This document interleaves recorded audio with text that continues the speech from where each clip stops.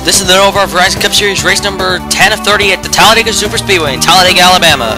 The McDonald's 4, we're going to number 74 of Dylan Wally. Wally, he will lead the field of 42, the green flag. Jake Curlin on his side, Shane Bliss in the 42 right behind him, and then Nick Dunnigan behind the 76. At the end of the first lap, Dylan Wally will probably not lead the end of this lap as they're going to head down into turn number 2. As you're going to see, they're fanning out 4 wide behind them. That was Jason Duke, Scott Johnson, and whatever. Alan Kimmel, he will lead the first lap of the race, but then that same lap, the first caution would fly on lap 2, and it was the big one. It would appear that Michael Scott and Shane Bliss, they will make contact. They will hook, turn the 30-03, and this will send off massive crash. There is the 81 of Josh Murray's Mike Hogan. Dick Dunnigan's around. Luke Warren, and there's the 10 of Carson and Cameron of Connor Stanton flipping violently. They're Walter Green and Shane Bliss also go for a roll.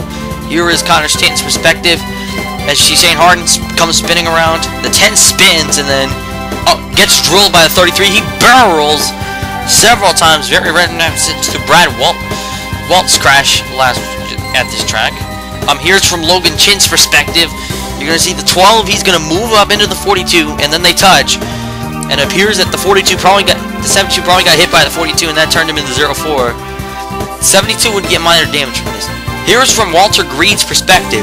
He is just riding around the back, right behind Luke Warren. The crash will occur. And Luke actually tried to slow down, but it looks like he ran into the 04 and then the 48, and then he runs the 20 into the 14, and then rolls himself over after contact by the 24. There's Josh Mertz rolling in the 81. Here's from the defending champ Brian Kittelson's perspective, as he's already involved after clobbering the 20-03 of Shane Howard. There's Josh Mertz sliding up. The 03 gets him. And then, for some odd reason, when Brian Kittleson gets back going, he just wrecks the 03 like that. I don't know why, but here were all the cars involved in the last 3 crafts. Mike Hogan, Shane Howard, Ryan Pearson, Connor Stanton, Michael Scott, Jared Lansell, Thomas Lawyers, David Payton, Ronald Portland, Walter Green, Shane Bliss, Matt J. Holloway, Brian Kittleson, Shane Harden, Alexandria Hayes, Logan Chin, Jake Curlin, Josh Mertz, and Brian Wilson. On that restart, the number 5, Stephen Volk, he would be the leader on this restart. Cody Weick in second, returning to his default FedEx Express scheme. And then Jason Duke and Shane Clark third who finished, I believe, he finished second last week at Pocono. He's going to lose a couple of spots. But caution 2, lap 11. If Eddie John's bad luck hasn't gone away, it's probably not gone away. The 59 turns the 12, gets the 11, the 56 Mark Mango, and then pulls back up and wrecks the 15. James Wilson Jr., Eric Webler, they're involved. And Austin Warwick almost drills the back of the 07. And this caution, green flag pit stops would cure Dylan. There's Dylan Wally will lead them all down to pit road. That's probably everybody except for maybe 4 or 5 cars that were on the lead lap. But Cody Weick in the 22, he was your race leader. Daniel Salomon in the 99, he's in second. Then Alexandria Hayes in that 71, racing in that 71 car for the first time this year. She had actually attempted to race at Daytona, but actually failed to qualify. Caution 3, lap 30. Here we go again. Stephen Volk and Eric Webler will touch, and this will turn 74 up into the fence. The 75 will come down, and the 74 will get on its roof. And then when he comes back down, the 74 will roll back over. This would be the end of the Wally's day. On that same lap, pit stops occurred. As with Cody Weick, there is Alexandria Hayes. As I mentioned, this is the first start of the year for her, her first career start for her. And then here is the 76 of Jake Curlin. Cody Weick in the 22 was in second. Mike Hogan in the 7 was third. Jason Duke in 4th. Shane Clark in 3rd and 5th.